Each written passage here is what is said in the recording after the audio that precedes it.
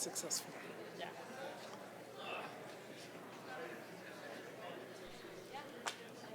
It's good. I can't see what's out there.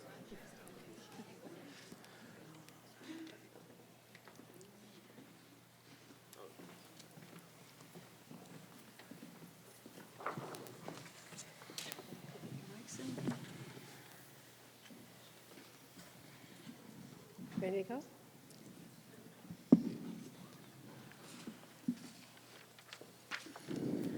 All right, I think we're ready to get going. Welcome, good evening. Thank you for coming in on a cold night, kind of a rainy night. This is a bigger crowd than we expected, and I am excited about tonight's program. I am Suki Dardarian. I'm the editor of the Minnesota Star Tribune, and I want to welcome you to what I hope is our first of many community conversations around our just launched podcast, Ghost of a Chance. But before we kick off the program, I wanted to share with you a bit about the genesis of this project. I often say that the best stories we do begin with a question. That's actually the hallmark of our series called Curious Minnesota, which lets readers ask us questions, we investigate them, and then we share the answer. Well, this project actually began with two questions, I think, and they came from inside our newsroom and from different places inside the newsroom. The first question came from Eric Roper, who coincidentally has been the editor for Curious Minnesota. And Eric's question, which seemed fairly simple, I'm sure, at the time, was this: who lived in my house before me? The second question was being asked in a different part of the newsroom by Jenny Pinkley, who I think is sitting in the back right now. Jenny is our director of audio and video projects, and her question, in short, was essentially, who has a really good podcast idea? Well, eventually these two inquiries merged as Eric's quest became an obsession for him, and then an obsession for just about anyone inside or outside the newsroom who heard about his quest. That includes me once the pitch for the podcast hit my desk.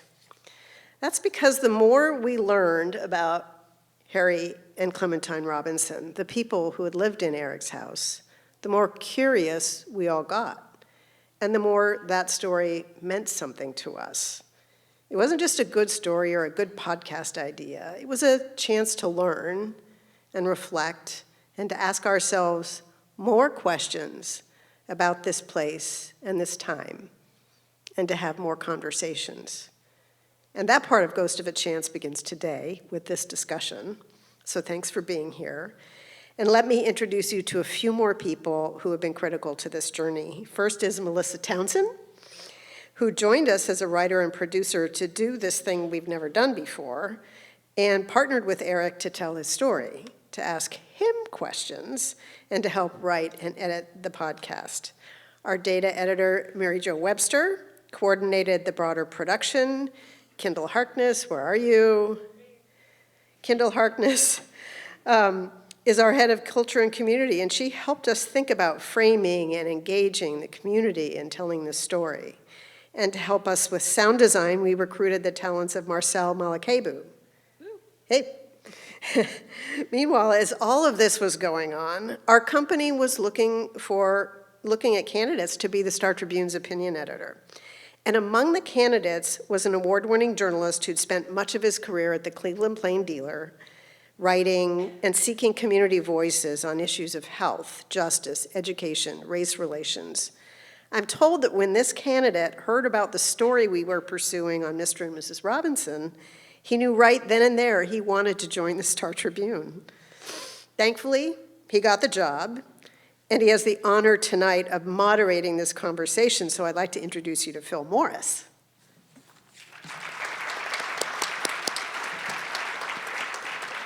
Before I turn the mic over to Phil, I have one last introduction, and that is a special one. If you've listened to episode 2 of the podcast, and as you listen to more episodes, you'll become familiar with the voice of John Coleman.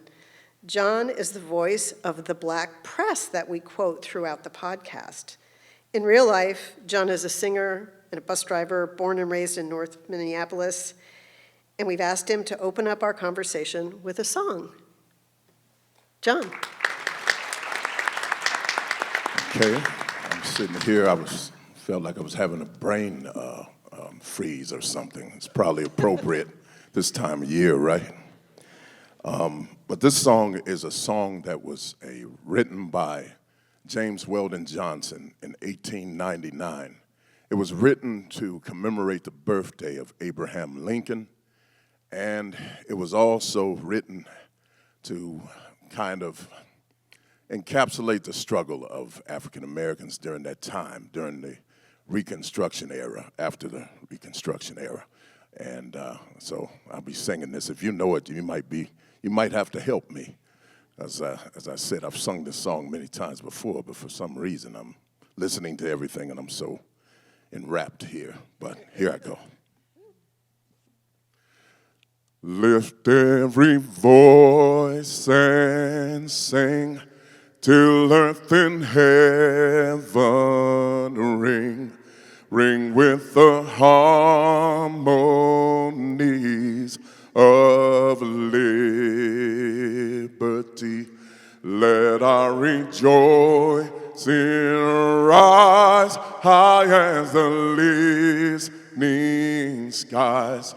Let it resound loud as the rolling sea. Sing a song full of the faith that the dark past has taught us. Sing a song full of the hope that the present has brought us. Facing the rising sun of our new day begun, let us march on till victory is won. Stony the road we trod, bent to the chastening rod, felt in the days when hope unborn had died. Yet with a steady beat have not our weary feet gone to that place for which our Father sighed. We have come over a way that with tears has been watered. We have come treading the path through the blood of the slaughtered,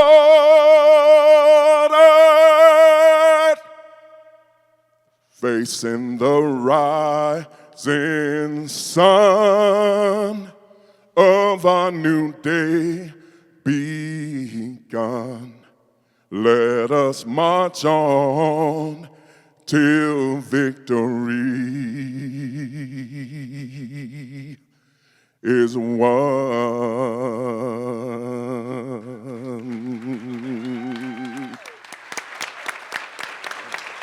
Thank you. Thank you for putting up with me. Thank you.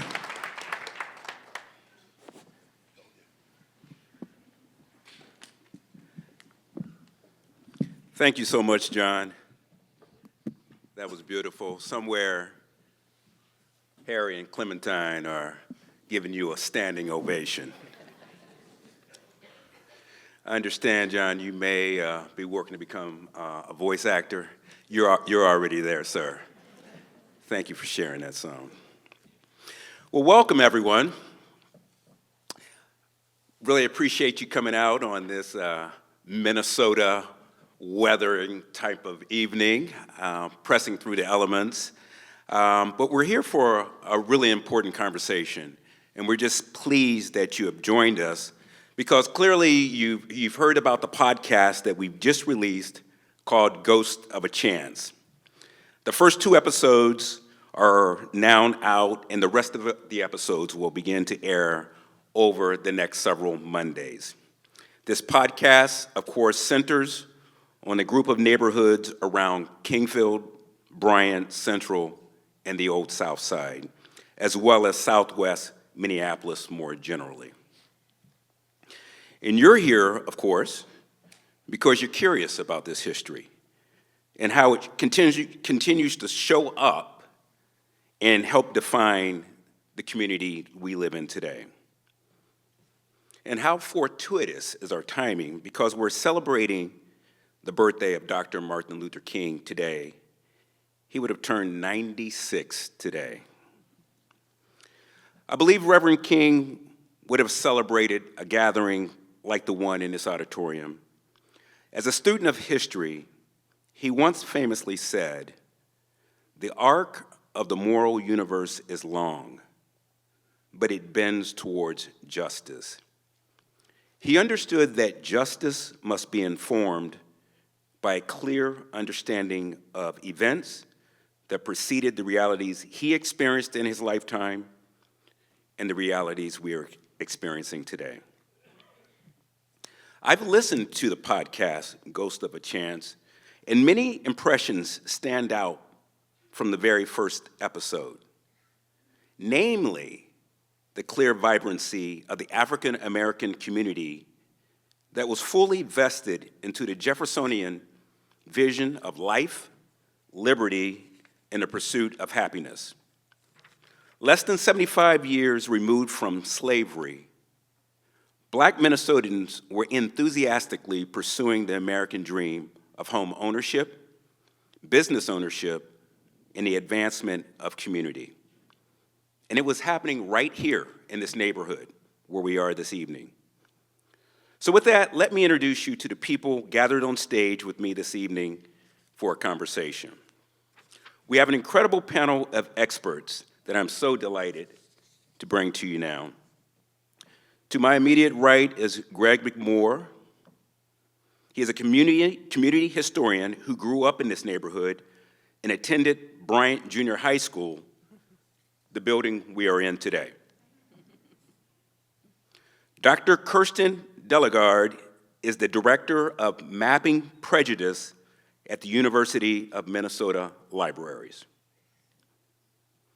Dr. Yahuru Williams is a professor of history at the University of St. Thomas, where he is founding director of the Racial Justice Initiative. Eric Roper is a reporter for the Minnesota Star Tribune. Melissa Townsend is a broadcast journalist who recently became the Star Tribune's first senior audio producer.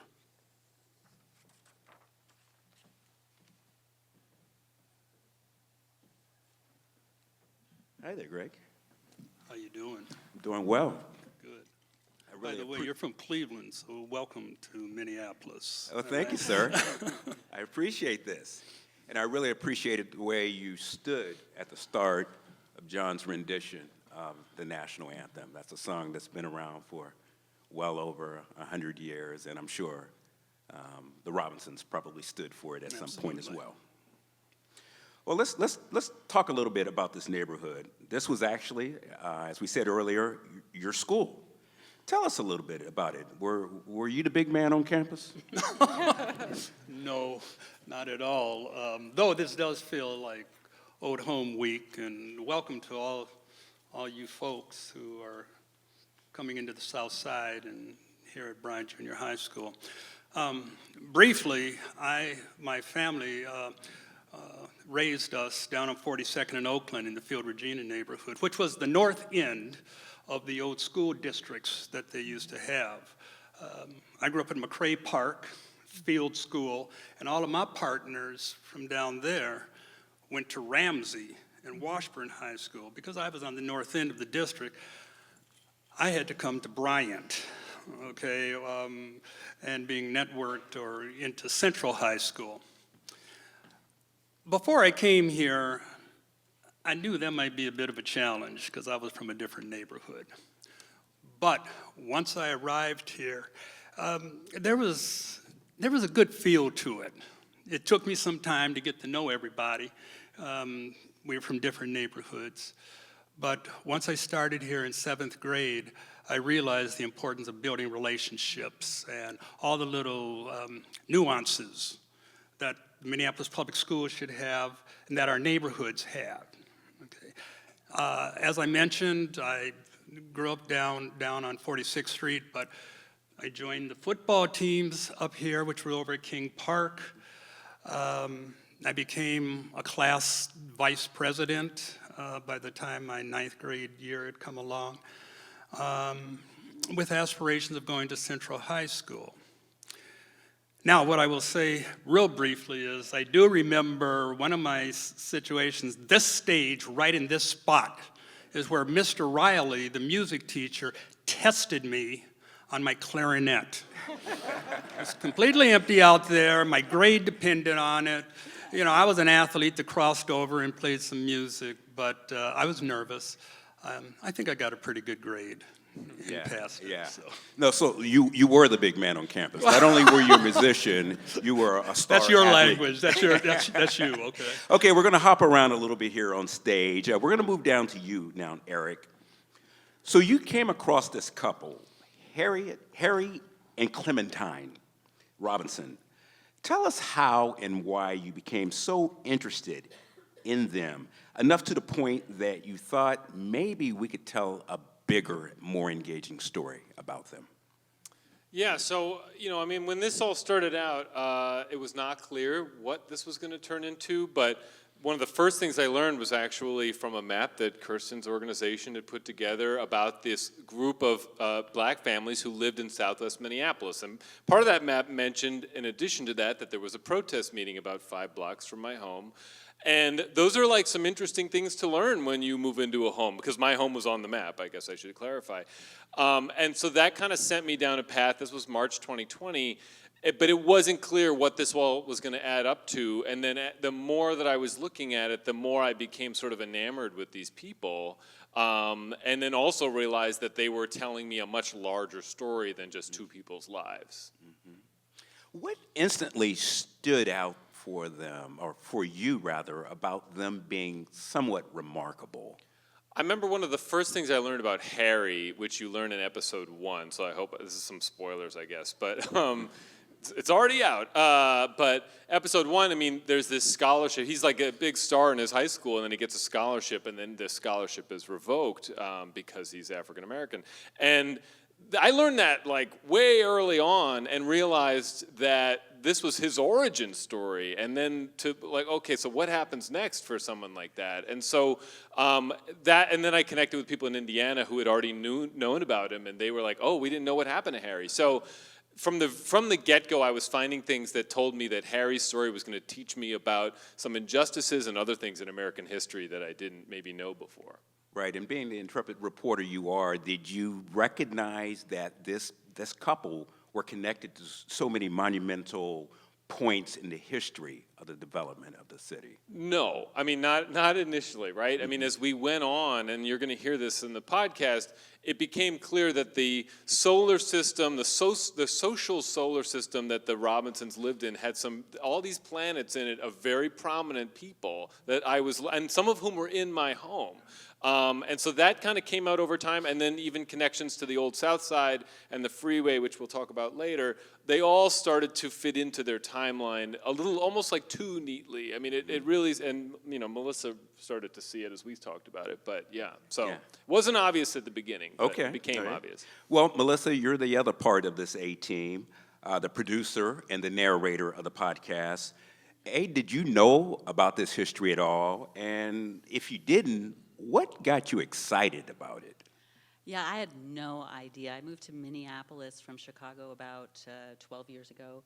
And no, never heard of this. And there's so many people who are locally famous in the black community who I had never heard of. So that was remarkable. And that was something that drew me to it and made me excited about it. And I hope makes people excited to listen to it. I don't know. But then it became clear that, as Eric was saying, when you connect like they lived here, and then this happened there, and then they did this, and this happened there, and then they did this, and this happened there. Like, they were just there every time something monumental was happening in Minneapolis, and you're like, really? And it became an opportunity to tell this big story, this epic story of this community, or at least part of this community in the south side of Minneapolis. Which I just thought was remarkable. And after the murder of George Floyd and the racial reckoning, I felt like there was a desire to understand it in a larger way, in a deeper way. And I thought, this is the opportunity. Yeah. Well, let's address one of the baby elephants in the room. While you were reporting and doing your due diligence on understanding the story, did you ever come across people who question, why are two white journalists, content creators, why are they telling these stories? Is there some sort of appropriation going on here? And if you confronted that, how did you address it? Yeah, I mean, I understand other people heard that, and I heard that, and I also asked myself that question, can we tell this story? When Eric and I talked about it, I mean, we knew we couldn't walk in the shoes and really be in the shoes of Harry and Clementine Robinson. They were a black couple. They were born in the 1880s, right? Or 1880s, sorry, I forgot there for a second. And so we needed to ask the community, so enter into the community with a lot of curiosity. Greg McMoore was a huge resource, and so many people here actually came to community meetings and told us the stories, and then we would hear things and come back to those community meetings and say, does this sound right to you? This is how we're interpreting this. Is this the right interpretation? And people would be like, no, that's actually wrong. Here's the deal. And thank God for that. Thank God for their bravery in standing up to what we were saying. The other thing is that this isn't only a story of black history. This is a story of a shared history. There are white people in this history, and a big part of this whole story is how we as white people come to understand this and how we feel about understanding this. And, you know, it's not like we're patting ourselves on the back for like going on this little journey, but I'm hoping that it's an opportunity for people to see that you can engage in this sometimes difficult history and be okay with it, be okay learning it. Mm-hmm. Excellent. So, Dr. Williams, this is the kind of reporting and storytelling that is sometimes called historical recovery, and we normally leave it to academics like you. But tell us a little bit more about historical recovery, and what impact do you hope that it could have, given that we're branching out as journalists and trying to engage in this type of narrative? Historical recovery is very important, but we often don't think about it in the way that I think Eric's project demonstrates its power. Eric mentioned, for example, that he came across the map from Kirsten's Mapping Prejudice project, which then opened up this door to excavate this history, which is so important to our community, but really was about building empathy. There's a moment in the podcast that it's kind of a throwaway line where Eric is talking about sitting in the clawfoot tub. And he kind of references the fact that the same tub that they would have sat in at some point. And it's not a throwaway line for me because the reality is it's about living in communities, the community that we all inhabit together. And a project like this should help build empathy. And really, we heard a lot of people floating the term journey in the aftermath of the George Floyd's murder and the racial reckoning. We're on this DE&I journey. We're on this journey toward understanding. The history allowed Eric to pursue that in a way that was meaningful and to produce something that now hopefully will spark and ignite in others a desire to go on a similar journey, to ask similar questions. There were black people living in this community. Where'd they go?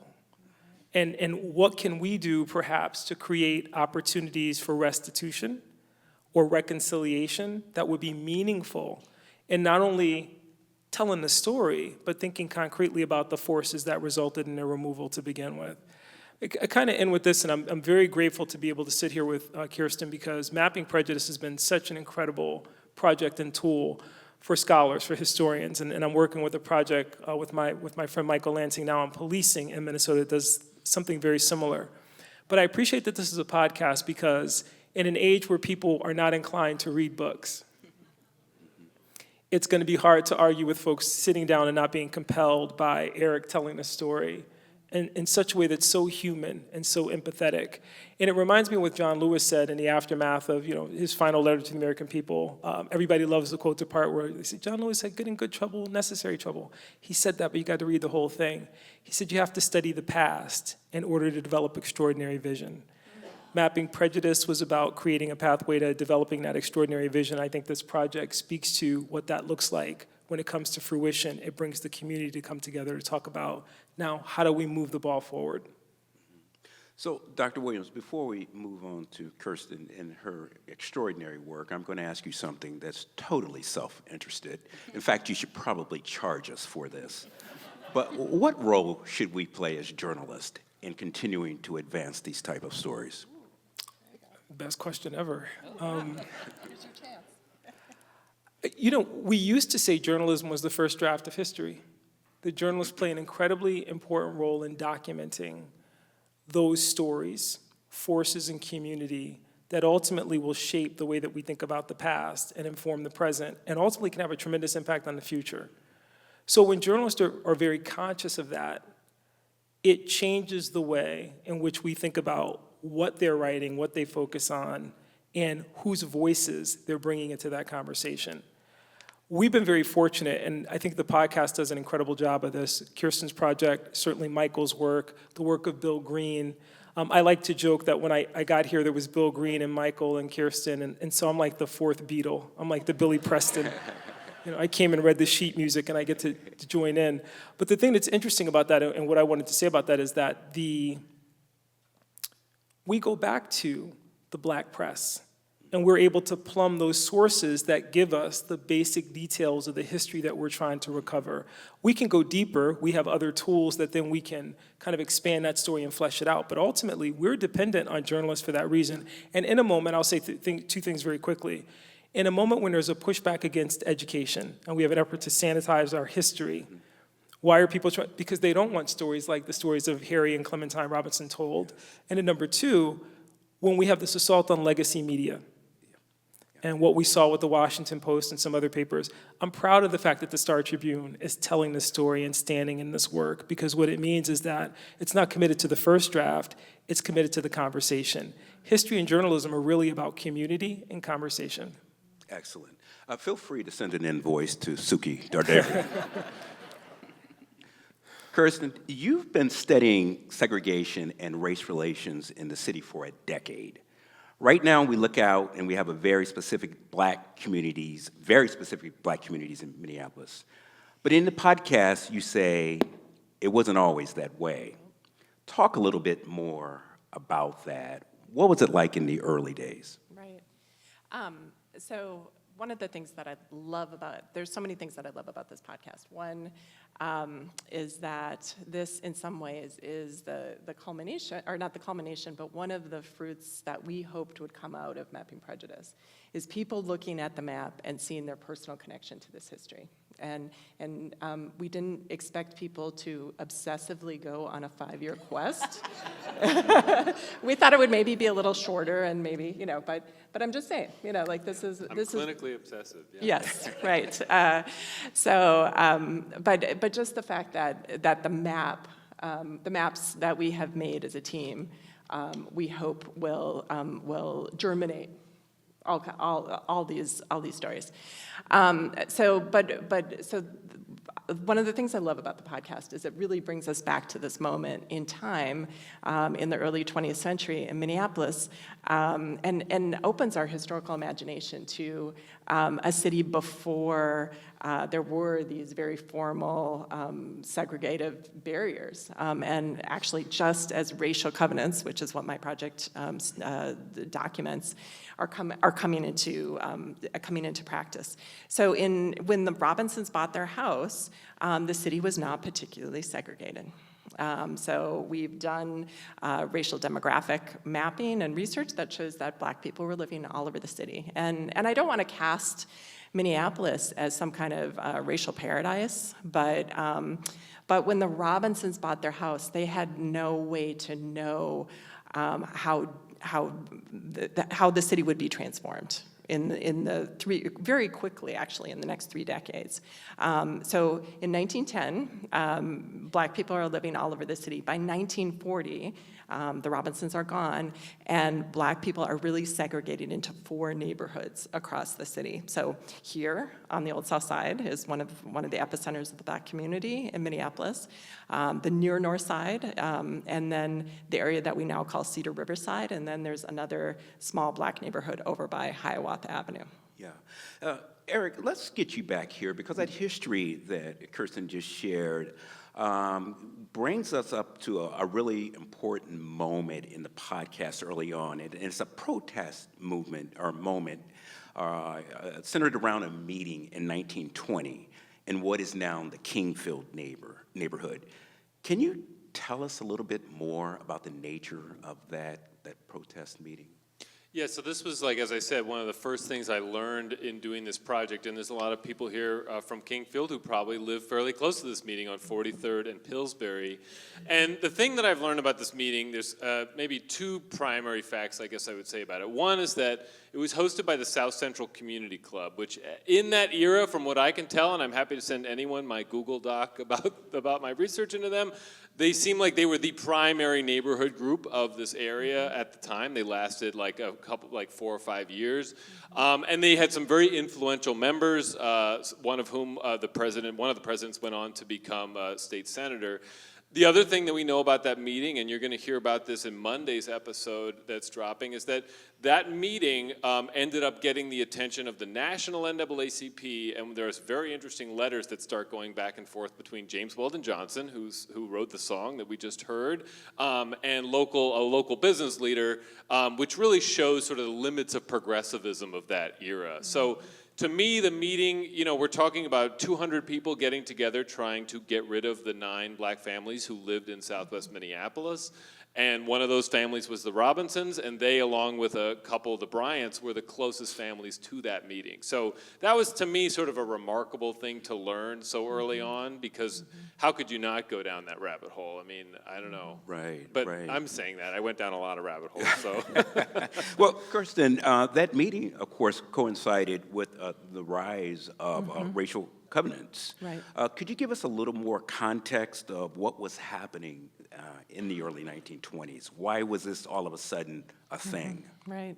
Yeah, so at the moment where the Robinsons buy their house, American cities are being transformed. In the late 19th century, early 20th century, American cities are a mess. The nation has gone through this period of intense urbanization and industrialization. Cities are dirty, they're dangerous.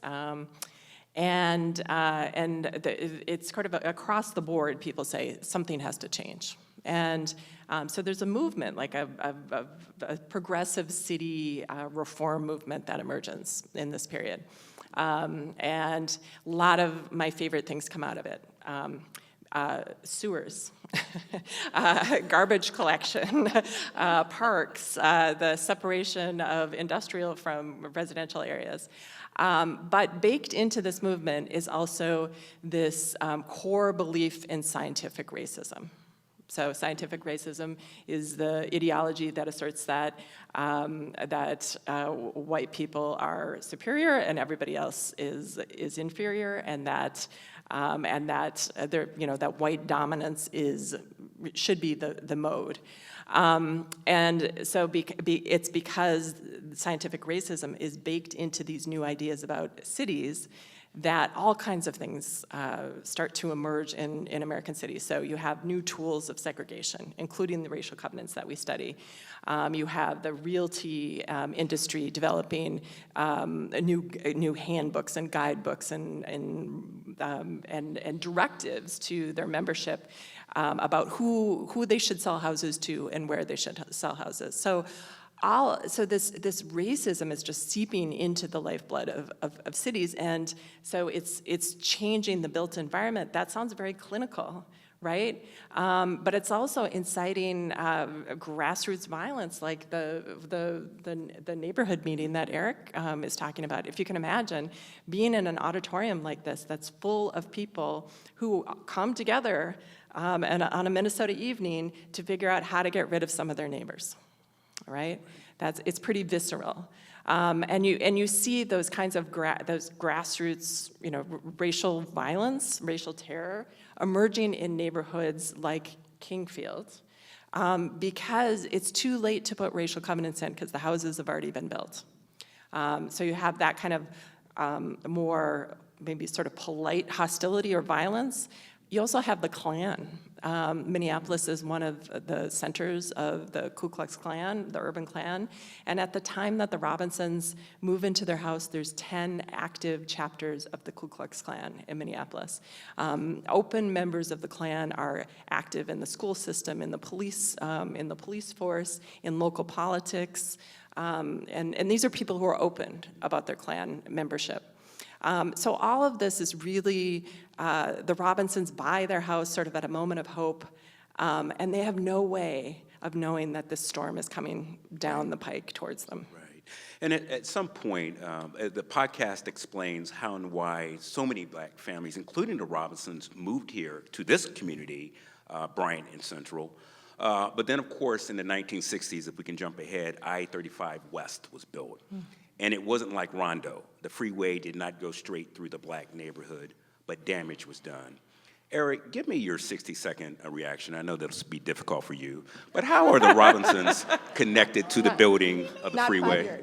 Not 5 years. I mean, so, one of the things about the Robinsons that is interesting to me, and you learned this in some of the later episodes, is that, first of all, they lived first on 37th and 4th Avenue, but then they lived at 213 East 40th Street. We don't say the addresses in the podcast, but I'm telling you because you may know where those places are.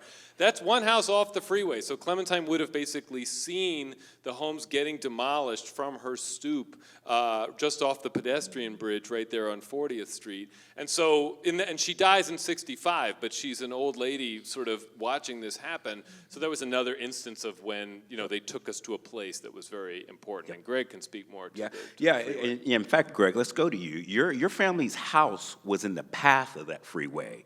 What was their experience? And I know before the meeting started tonight, you shared an anecdote about sometimes the way you feel when you're driving on 35. Yeah, my family first entered Minnesota in the mid-1860s.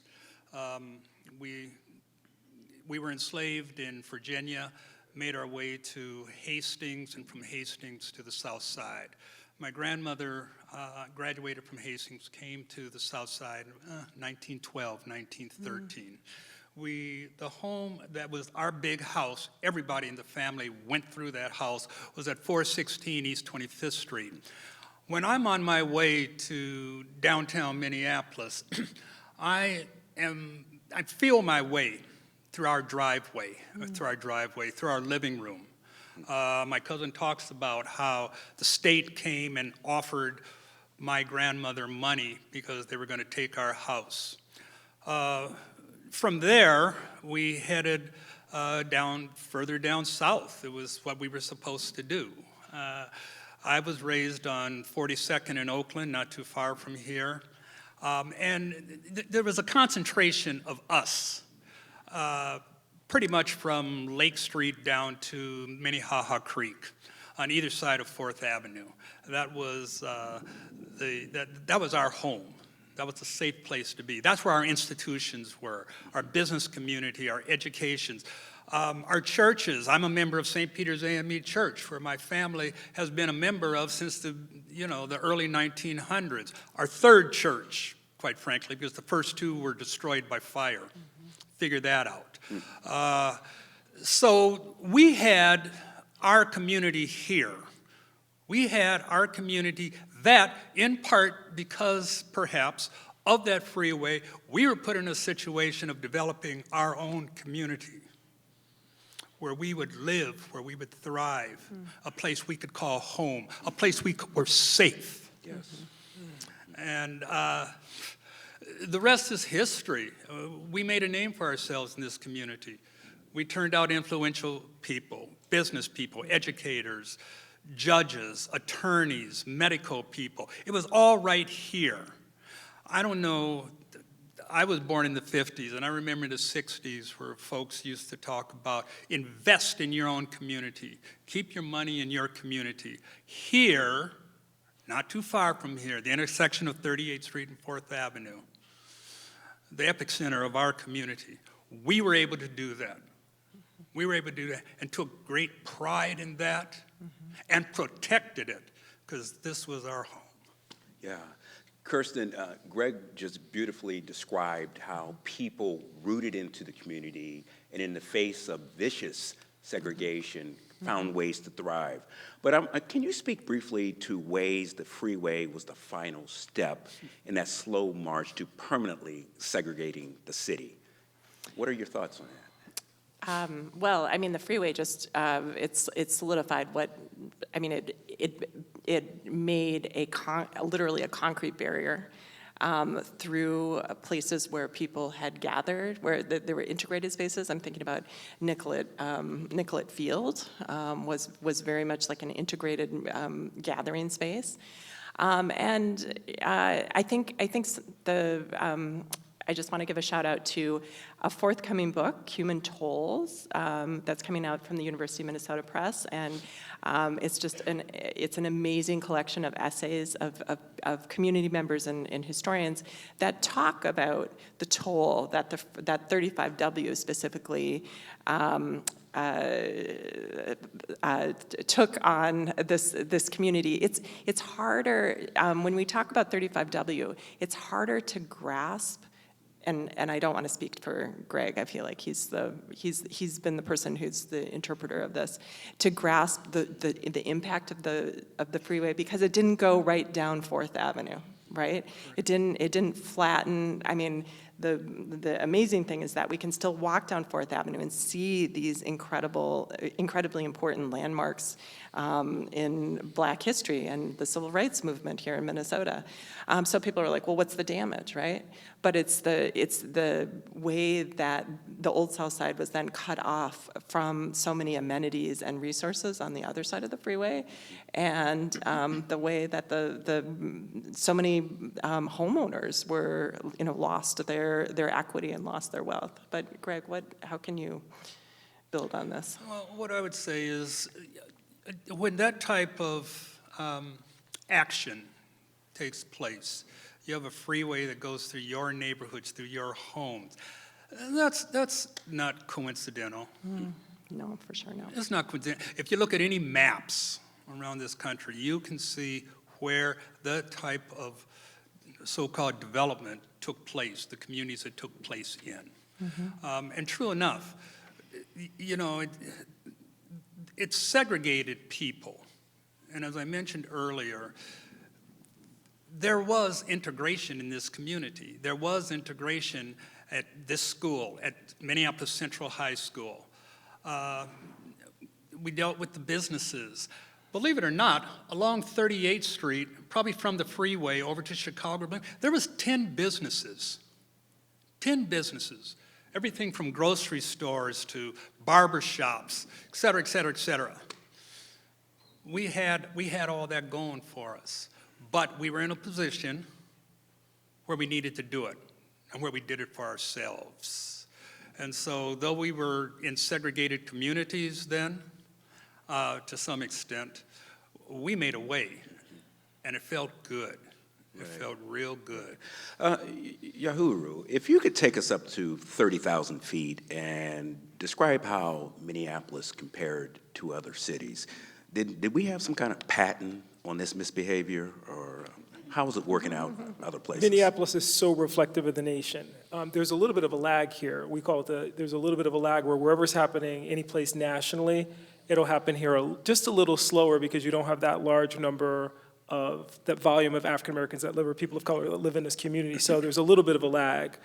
But everything that you see in the podcast, everything the Robinsons went through, you'll see reflected in a national story, and you'll also see reflected in literature. I'm just going to give you two quick examples. Harry loses his scholarship. Ralph Ellison, Invisible Man. They have the trouble with their home. Then we go to A Raisin in the Sun, and we think about this in the context. So much of the African-American experience is reflected in the experience of the Robinsons and those that they shared community with. And there's a reason why James Baldwin and others are writing about these things with such conviction, because they experienced them. You mentioned earlier, it's kind of interesting, we think about history in a way that sometimes makes it seem like these things happened so long ago that we're talking about ancient Egypt. Martin Luther King would have been 96 years old. Jimmy Carter just died at 100. Rachel Robinson is still alive. She turns 102 this year. We're 5 years removed from the murder of George Floyd.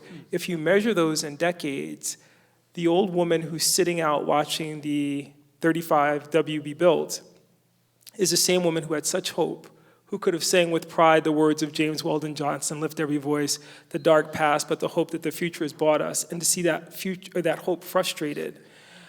And by saying this in terms of that 30,000-foot view, we're celebrating Martin Luther King's birthday. 26-year-old preacher Martin Luther King is invited to address the Montgomery bus boycott as they were just beginning on that evening in Montgomery, and he says to them, for so many years, black people and communities have been infected with a crippling fear in our communities. And he talks about what happens on buses, and he goes, I don't have time this evening to go into the history. In fact, many of those stories have been lost in what he calls the thick fog of oblivion. But one, I'm quoting him, stands before us tonight with glaring conviction, and that was the story of Rosa Parks. Tonight, the story that stands before us in glaring dimension is Harry and Clementine, but the reality is there are other stories. Yes. And once we're open to that, we can then make the connection between, well, this is the same thing that happened in Tulsa, Oklahoma, and Wilmington, Delaware, and so on and so forth. But it's also digging deep into then recognizing that there are echoes of what happened to Harry and Clementine. The scars are still with us and still manifest in our community in ways that if we just adjust our gaze, we can see them. And then maybe we can concretely take action to try to address them in some meaningful way. Last statement, my friend Michael Lansing says this all the time, history doesn't repeat itself, it echoes. And the echoes are indictments.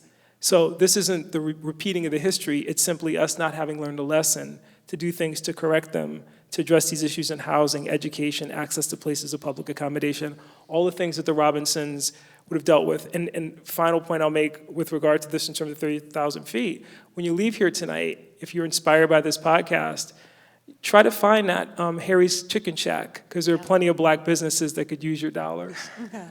No, I'm serious about that. That's the point of the podcast. What are the ways that we can make everyday acts to make this history real and tangible? They don't know about the Chicken Shack yet. Oh, I'm sorry. But they will. But thank you for that. We told him to go to 30,000 feet. Yeah. I'm sorry, guys. That's coming on You Monday. better listen.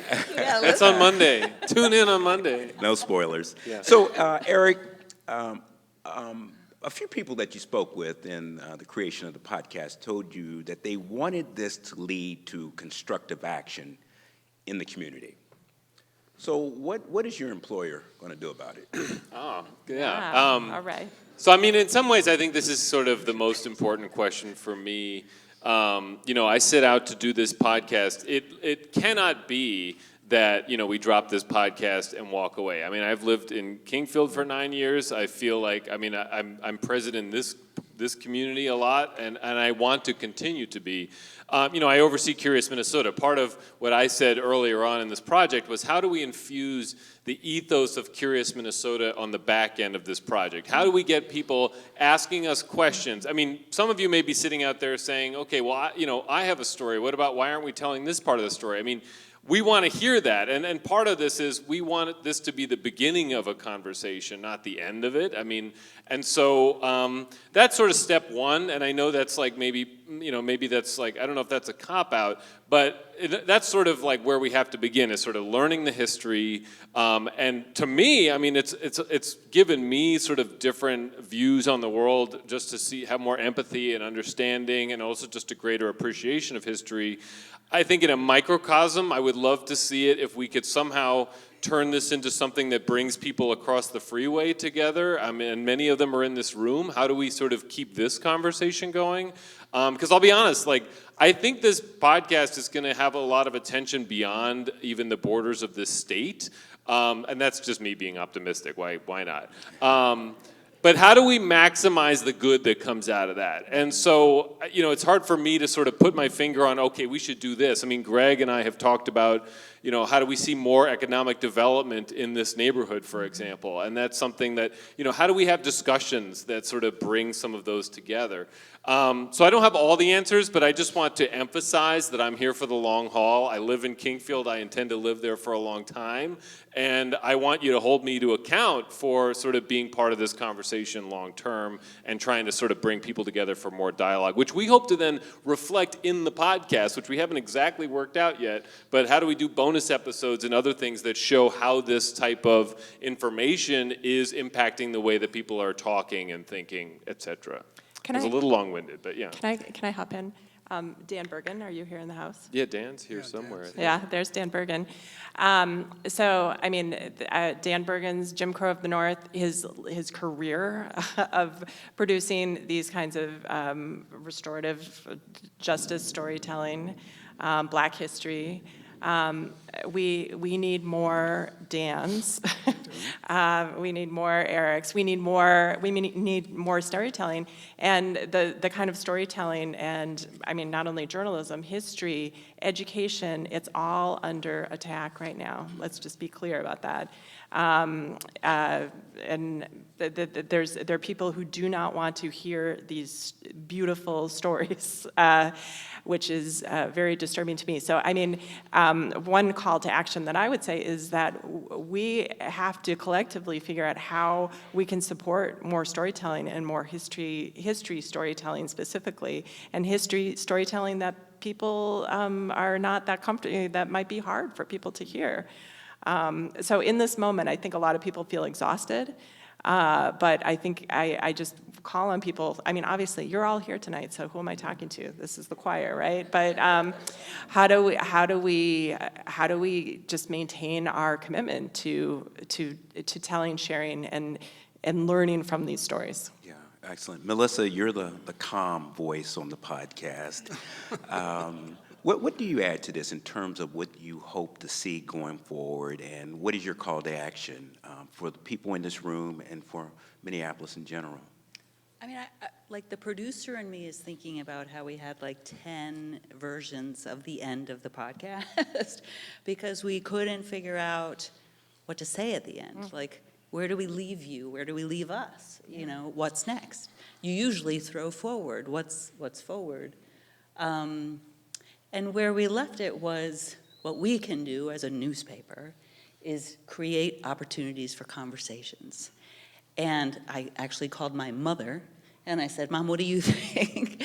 And she said, you know, that's where it starts, and then people can get active and get ideas, and who knows what happens from there. So this has my mother's stamp of approval that, you know, the fact that we're having a conversation can lead to something. And I hope it does lead to something. And it becomes something beyond our power and control. It goes out into the world. So, Greg, you're 71? You're well, listen. What's the point? Listen. Where are you going with that? Well, I'll start here. You're a good-looking man. You're 71. I would have guessed, you know, 50. Yeah. Yes, I am. But you stood on the stage as what, a 13-year-old boy? 7th grade. Yeah. So just to think of all the time that has passed from the moment you stepped foot on this stage, and that you could be here helping outline the history of a neighborhood and a city. I think it's extraordinary. I'm so happy that you're part of this process. So I'll ask you the same question. What are you hoping to see? How do you want people to plug in? What is the work on the ground that needs to be done? You know, I think it's first, you have to have the courage to take that step, that first step. We were raised in a community where there were relationships with the folks who lived across the freeway, relationships within our own community. These days, what do we talk about? The bubbles, the silos. You know, because that's the comfort zone. But if you take that first step, you're going to come out of your comfort zone a little bit, but it's necessary. from a religious perspective, the churches should probably be doing more networking with each other outside of the walls of our congregations. Education. There's public schools right in this community. I did some work at one of them, and the first question that I asked the students there, who are you? And they thought it was a trick question. They thought it was a trick question. Folks in this neighborhood, we knew who we were. And I truly believe that if you're going to figure out where you're going to go, you got to figure out where you came from. And I think that talks about this community as well. We're talking about the churches, we're talking about the educational system, we're talking about business. Who's going to make an investment in this community to make it work? That's reaching out. Take the first step and take a chance and do that. I come from a sports background. I'm often listening on the radio about the way we're flyover country here in Minnesota. Eric probably knows that, being a New Yorker, I love it here. Yeah. What I call this is the drive-through community. What is the reason? What is the reason to stop on 38th Street and 4th Avenue and get the feel? At one time, there were businesses there. Mr. Crown's record store, the barber shops. Yeah. Running over from this school at the end of the school day to watch the Minneapolis Central athletes jogging down the street. Inspiration, role modeling. That's what has to happen in these communities right now. During the dog park days when they were going to try to change Martin Luther King Park into a dog park, what a divide that was. The folks on this side of the freeway hopped on that one quick to make sure that wasn't going to happen. The folks on the other side, well, we didn't know. You know why? Because there was no relationships. We didn't talk to each other. Our efforts to work together these days, show me. Show me. And I'm not from Missouri. Show me, all right? You got to take that first step. Commerce, our social interactions, education, all of those. Let's come together. Systems change. That's what changing the system is all about. So that these things are matter of fact when the folks from across the freeway and when we are talking the same language. In this community, when the African American community is talking with the Latinos, the Somalis, take the first step. Have the guts to do that. Yeah, powerful. That's the call to action. Yeah, thank you. Thank you. What a valuable community resource you are. So in her introduction of me, Suki mentioned that I had first learned about the Robinsons when I was interviewing for the job up here. Minnesota wasn't on my radar. I'm a Cleveland guy. But I learned about what was happening up here at the Star Tribune, and it just blew my mind. And the whole Robinsons project, Eric, I don't know that I've ever told you this, that was part of it. I'm like, this isn't happening in local regional journalism. So just the fact that we're in this auditorium today having this conversation it's consequential. And I'm so proud to be a part of that. So now here's the part where I'm going to be a little self-serving. I asked you, Eric, what your employer was going to do going forward. We work for the same employer, so here's what I'm going to do. I'm going to use this event as a tool to invite the community to begin to weigh in. I mean, I edit the opinion section. So I'd like to hear from not just the people in this room, but the people that are going to hear about what happened in this room, because all of you are going to share out and let folks know that there's an important conversation underway. So I'm looking to get that conversation, that water cooler piece started, one letter at a time, one guest commentary at a time. So I don't know how many writers I have out there. I know I have at least one burgeoning professional singer out there. But in terms of writers, please digest what you've taken on here, put pen to paper, and let's continue this conversation. Now, we want to open it up here shortly to the audience for Q&A, because I know that some of you may have some questions you want to ask members of the panel. But before we do that, I just wanted to toss it back to the panel. If there's anything that was left out without giving away any spoilers, if there's something you want to say about the podcast or say something just about this whole effort and why you chose to give up a lot of your time to be a part of it, this would be a good time to. I did want to mention, and I'm so sorry, Melissa's going to kill me.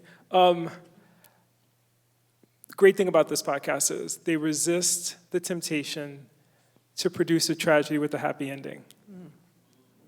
Because Americans love a tragedy with a happy ending. And we saw in the aftermath of the murder of George Floyd, when you had Mayor Fry say, well, now we get to clear George Floyd Square, and now it's gone, and people want to get back to the way things were before. And the whole point is to invite people to think about why things haven't changed. Not to get to that point where you all walk out and go, isn't it great that Harry and Clementine had such a great life? They didn't. And I also want to say this on King Day because this is important. We don't celebrate them because they're paragons. We celebrate them because they're people. Ta-Nehisi Coates titled his book Beautiful Struggle. It's both a struggle and it's beautiful. But there are ugly parts of it that we can look into their lives and then using that as a mirror reflected into our own contemporary moment and say, now what are some of the things that we can address? Because some of these things are hidden, some of them are visible. Where do I have power? What can I attack? Where do I have influence? And in the places where I don't feel consequential, where I don't feel significant, where can I find the folks who are in order to create the accountability that Eric talked about? So if you do have that story to share, I just wanted to kind of emphasize this. In this moment, we don't need tragedies with a happy ending. We don't, it doesn't have to be a storybook tale. It needs to be a conversation starter that ignites in all of us the spark to think about, oh, got it. That's what this looks like. I didn't know, and now I want to be part of the solution and trying to figure out how we fix it. I just wanted to sort of pick up on something that Greg said about sort of reaching across the freeway or however we want to describe it. I mean, there's a number of people in this room who were very, I guess I sort of took that step and we started meeting 2 years ago, and then we did events at St. Peter's and we did events in this building, and there's a number of people in this room who were just completely open and generous with their time in a way that they really did not need to be. And I went into some of those, maybe not, I was a little nervous, or I didn't know if I was, how are they going to feel about this project? And it was sort of, I guess, one of the lessons I learned was like, yeah, you just have to, find your avenue. What's your reason for being there? Whether it's working at the community garden across from St. Peter's that the Catholic Church and St. Peter's are working on together, if I have that right, Greg. Yes, St. Joan of Arc. St. Joan of Arc Church. So, there's all these places where I think we can come together in small ways. And I just, from my own experience, found it to be very sort of eye-opening, and just that making that first introduction can lead you to all sorts of relationships that you didn't have before. And I think it's changed a lot of my life, and I encourage others to sort of do the same. Can I add something too about the podcast? That so one of the things I'm thinking about as we're sitting here tonight is I'm thinking about how are the future historians going to report on this meeting? So that's one way to frame as you walk out of here and you think about that. Because the podcast, the stories that we hear in the podcast, we are here on the stage standing on the shoulders of people who labored for decades to collect these stories. I'm thinking specifically about David Taylor, who did the oral histories that are so central to the podcast, and I have. He's an African American historian. He wrote African Americans in Minnesota. He was the dean of the dean at the University of Minnesota for years. And I have never had the privilege of meeting him in person, but I feel I use his work almost every week and because he took the time to sit down with community members and record these stories and leave them for generations of journalists and scholars who followed.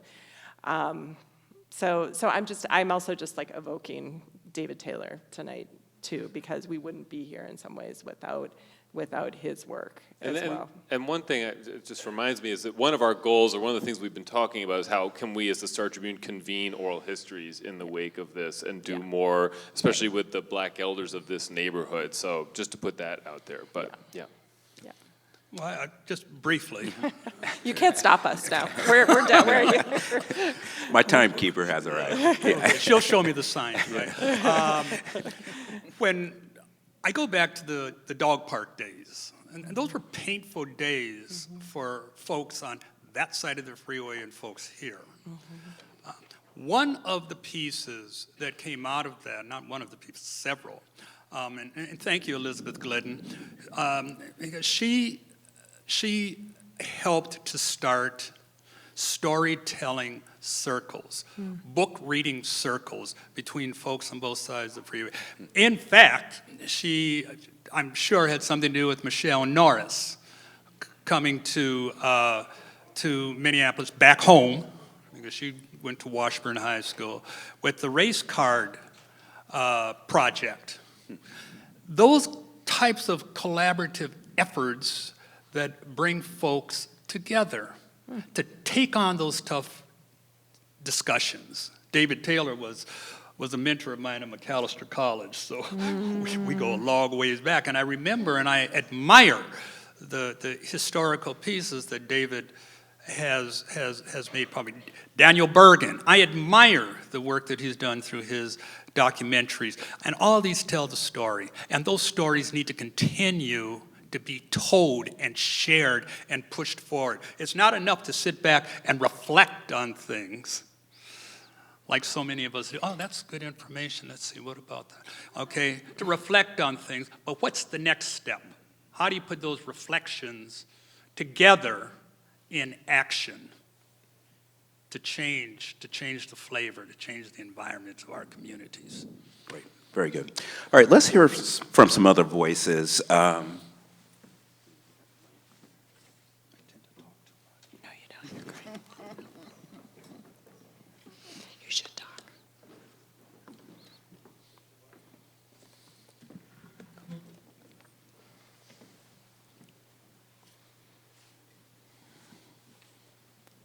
Good evening.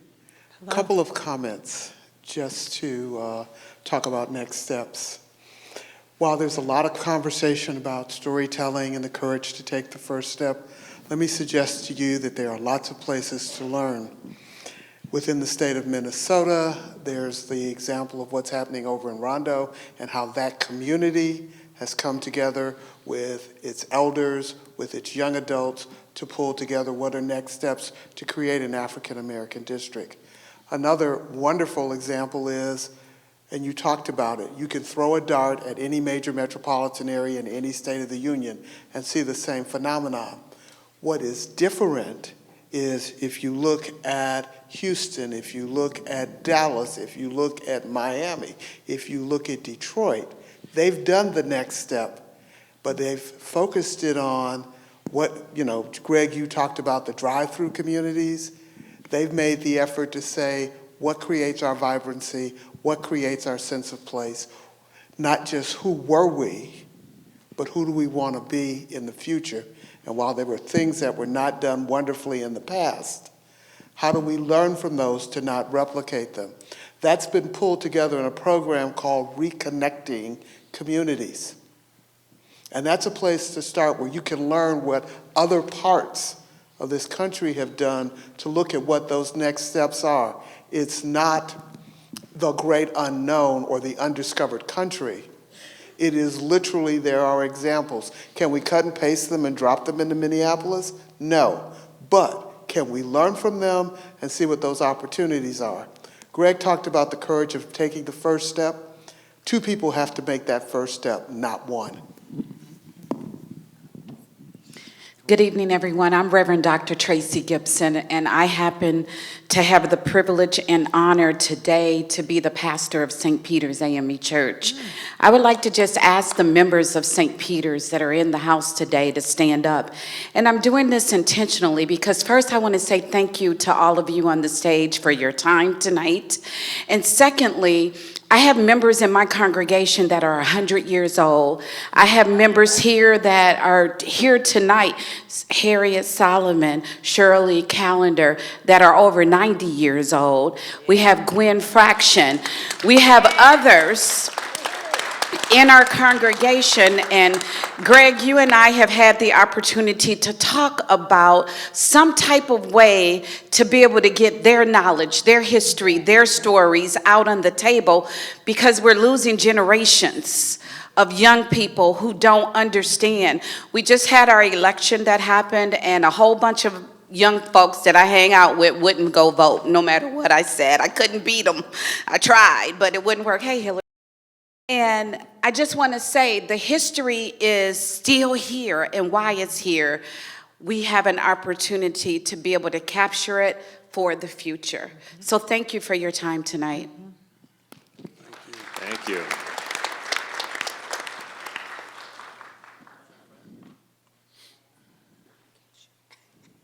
You get John in the front row here. Oh, yeah. This is Is that on? This is more of a statement than a question. It's an observance, rather, or statement. When I got involved in the project, Eric, Melissa, I had no idea the scope of it. So I am deeply impacted by this all. This is wonderful. And there was something stated earlier. Someone said something about, who has the authority or the right to tell the story. I say, this is just my personal opinion, if you tell a story and you tell the truth about it, I don't care who you are. If you tell the truth, then you have a right to tell that story. That's how I feel. So I'm grateful to you that you've launched this, because now it's started this great discussion that we're having now. And Greg, you're just a gem. You're really a gem. Yes. But I honestly, I really thank you for allowing me to be a part of this. I had no idea. I felt hoodwinked. Sorry. But now I'm so glad that you did it. Can I just make a comment on that comment? When you talked about David Taylor, he was this man who did all these oral histories, so he spent hours with elders interviewing them, and we listened to them. And the way he interviewed people is remarkable, because they start talking, and he says, "Just tell me more about that. Oh, is this what you mean? Oh, so is this what you mean?"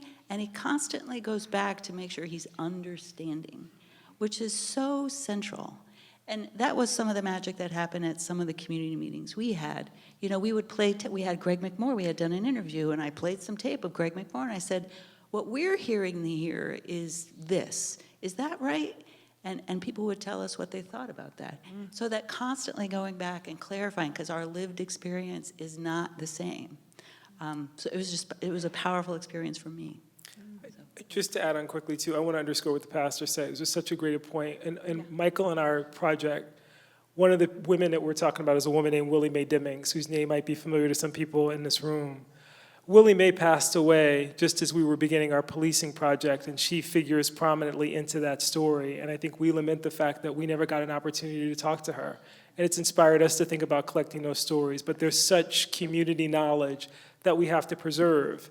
And I think it's important for us. I love the way that you framed it. For us to think about this, even for young people or folks who are in churches, you may not think it's valuable. Pulling out that digital recorder and capturing that knowledge can be incredibly valuable. Depositing it someplace where it's accessible, and just recognizing that there are literally repositories of information we won't be able to reclaim, that we're losing. They're precious resources. So thank you, Pastor, for sharing that. Yeah, I think the oral histories definitely has to be something we're going to figure it out. And it's not just us, but there's others in the room who want to do that. But yeah. Hi, thanks so much for this podcast. There's so much I love about this, and like all cool people who spend their time reading 1920s newspapers, I think it's really striking when you're reading about this time period the role that newspapers are playing, not just in recording what we know about this information, but really in driving people's understanding at the time of what is happening. And so like, and as a former journalist, like, it always is a reminder to me that I must surely have been doing that too. I am shaping public opinion when I'm doing my work. And Eric, one of the things I really admire about the piece is you were really honest about the fact that it has been a journey to sort of accept in some cases the full totality of the history of racism in this country, and that's something I experienced too as a white journalist.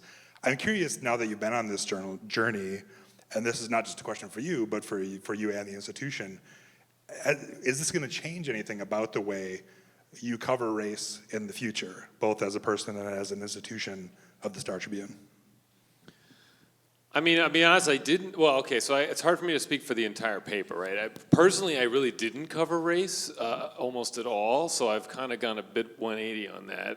And so I now, I mean, I think, you know, I wrote an essay that was in last Sunday's paper that talked about how race was not a topic that I was covering. It wasn't high on my agenda. And, you know, maybe, you know, and after Floyd, we all sort of had to grapple with things, but I didn't maybe, I say in the essay, it felt like I was being asked to accept like an oversimplified narrative about the past. I think, to your point, I now see what's in the past. It's much clearer to me. I would imagine that most of my colleagues are probably going to listen to this podcast and also then understand that. I would hope that shapes our opinions. I mean, it's not like something we do via directive, but, you know, journalists, to be honest, I mean, your background and your personal experiences shape the things that you're interested in. It shapes the quotes that you use. There's so many little decisions you make as a journalist, what you choose to highlight, which voices you choose to amplify. There's so many small things, and I think that this project sort of like maybe, you know, train my eye to look for some different things and maybe to give more weight to different things that I'm hearing about the past. I mean, there were so many meetings at St. Peter's where people were really emphatic, explaining what happened here in a way that was very, you know, that convinced me in all these different ways. And so that's a roundabout way. I don't even know if I'm answering the question, but, you know, I think that like, it starts with understanding the history, and it also starts with listening to people who are telling you things. And so, you know, I guess it's sort of a dual thing there. And I would hope that people at my organization are going to listen to this and sort of, you know, have their own small ways that the decisions and the people and the people they talk to and other things in their lives might shift in these sort of small ways, you know. So I don't know if that answers the question. That's the best I could do. We got a hand there. Oh, yeah. I think about Greg's comment of how important it is to have life and commerce and track teams running down the street, and that, you know, for almost 5 years, we've had businesses open and close because people come and they visit, and they, you know, they pay tribute to George Floyd, and they see a lot of dead flowers, and then they leave.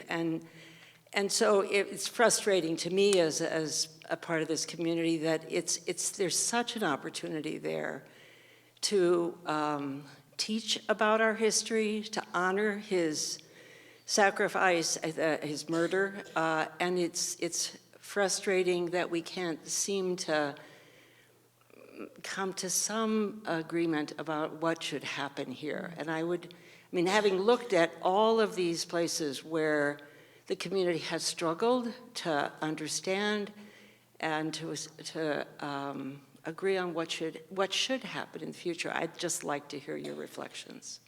Greg, you want to start on that one? I know you've been more involved in some of those meetings. I'm going to take some cues from Greg. I met him 2 years ago, right? And little did I know what I was getting into. Yeah, you know, Heather and I live within walking distance from George Floyd Square. And I understand honoring George Floyd and what took place there. That was atrocious. That was atrocious. And the city of Minneapolis needs to pay the price for what the police did there. We apparently are moving forward on that. that's my way of saying that what's taking place at George Floyd is politics. Politics. A decision has not been made about George Floyd Square for 5 years? And are we thinking about the homes and the homeowners there? Are we thinking about the businesses that have not survived? Are we thinking about it from a big picture perspective? And has everybody really had a voice in what takes place there? All right? I was driving by there the other day, and it's just, it's supposed to be an honorable place, but quite frankly, I don't know, I may be the only person that says this, but it's gotten to the point where it looks depressing. It looks depressing. And I appreciate the folks who come and, observe and take pictures of it and so on and so on. But when I talk about what's the next step, that decision has to be made without politics getting involved. We need to create a culture, and I'm big on culture, of what our community that we live in can be like, or should be like. And that takes everybody's voice to make those decisions. And if it's going to be politics, and it takes the guts of the politicians to step up and say, done deal, this is what's going to happen. But I ultimately can also say that I believe it's about the people. The people stepping up and saying, this is what's going to happen here, and there's not enough together voices addressing that. Personal opinion, all right? But I lived through it. Mm-hmm. I remember Heather coming and saying, well, are you going to keep watch tonight? Mm-hmm. I remember Confederate flags driving up and down my alley. I remember the gunshots. Mm-hmm. So I feel very justified in being able to say something about what happens at George Floyd Square and about the culture of our community. Mm-hmm. No disagreement at all. But I would say, how many of you have been to Fort Snelling? Raise your hand. And the reason I mention that is I watched Minneapolis burn from Fort Snelling in the shadow of the massacre of indigenous people in that space, which is simply a marker there that has the picture of 2 of the Native leaders who were killed. And that becomes a mockery. It becomes an indictment of what happened in that space, because it's an opportunity that says that we're inviting you to remember, but really what it's telling you is how much we've forgotten.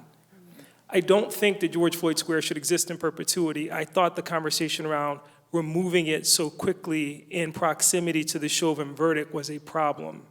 And now, to your point, and I think it's a great point, the politics have us in a space where now what it's become, when the cameras come back in a few months, and they'll be here to talk about what happened in the 5 years, and that sense of grief that's still there. Because when sites of trauma impact the community, they're like scars. They don't go away. But there are only certain people who are in on the inside story that understand that as a site of trauma. So they can only see it. Other people just kind of drive through, and they have no way of appreciating the pain that exists in that space. It's how I feel every time I visit certain places in proximity to Rondo, because there's the wound that is Rondo. Wounds produce narratives. And then there are those who live in proximity to the pain that exists, the reverberating pain that exists from the loss that was experienced in that space. So I completely agree. I feel like my fear was that we were moving toward politicians wanting to declare a tragedy. Chauvin is gone. The evil is gone. Clear the square and let's get back to who we were. The Minnesota, we can't afford that narrative to take over what happened here, or we're gonna find ourselves right back in Clementine sitting out watching 35W go up and wondering why nobody knows anything about her struggle and how we got in that situation to begin with. That's the danger of forgetting. So we have time for one more question, if anyone has something. I see a hand back here.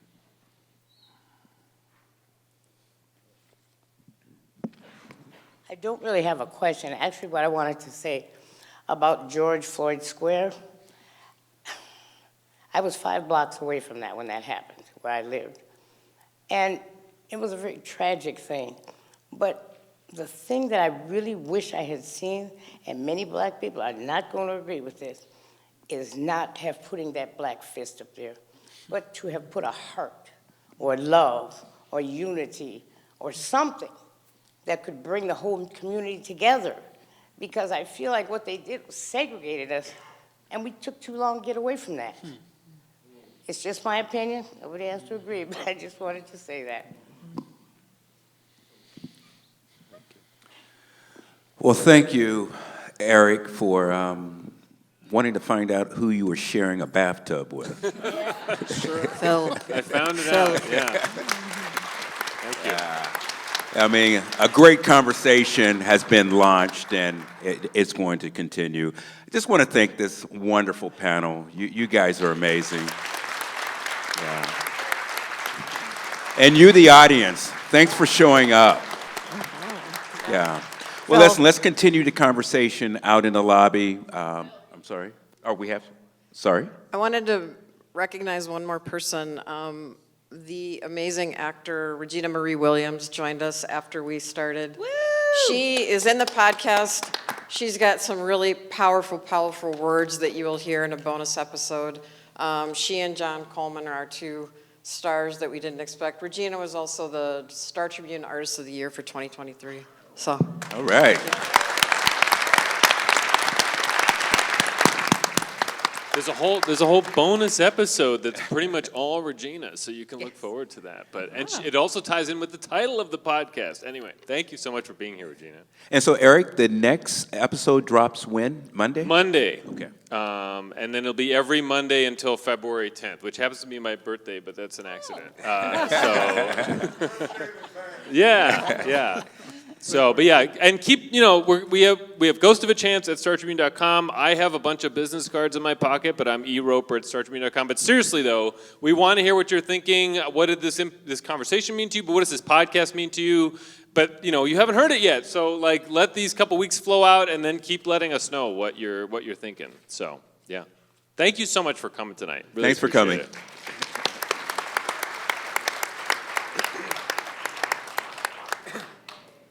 Thank you all. Yeah. It was fun. My man. Coming in from Cleveland. Look at you.